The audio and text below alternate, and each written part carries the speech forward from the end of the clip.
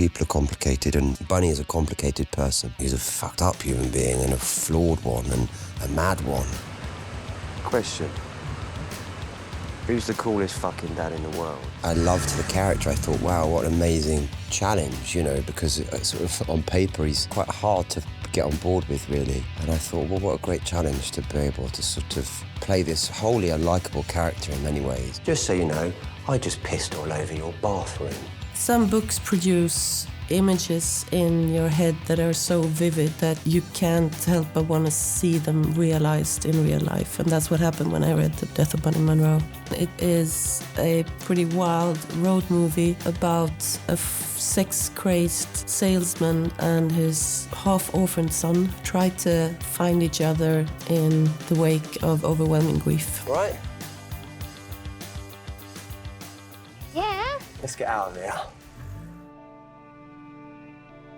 Seeking to avoid accepting the fact that he is ultimately the architect of his wife's suicide, Bunny dives into his addictions, into the way he always has been, and thinks almost that if he could mould his son in his image, then it bolsters the idea that it's not his fault, that he's just being the man that he was taught to be and his son is going to be. And it's only across the series that he realises perhaps he isn't the role model his son needs him to be.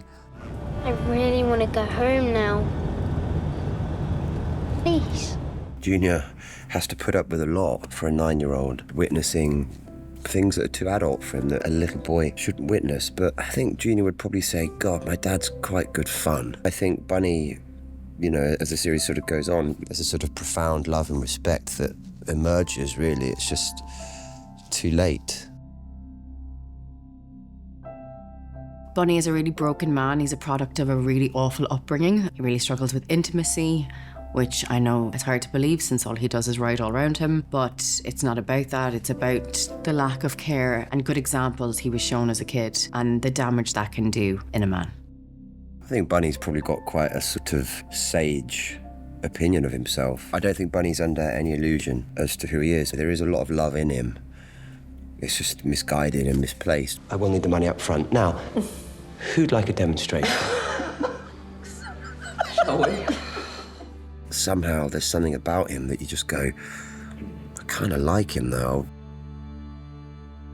I think finding relatability with Bunny is enormously important. It's not just his genuine love for his son that is the relatable things. I think that there's also relatability to be found in the darkness of him, in the brokenness, in the awfulness. And it's important, I think, for us to connect with audiences, not just in the positive, but in the negative as well. I think one thing that makes The Death of Bunny Munro uniquely interesting and compelling and has given the book such a great following is that it's so funny in the midst of the darkness.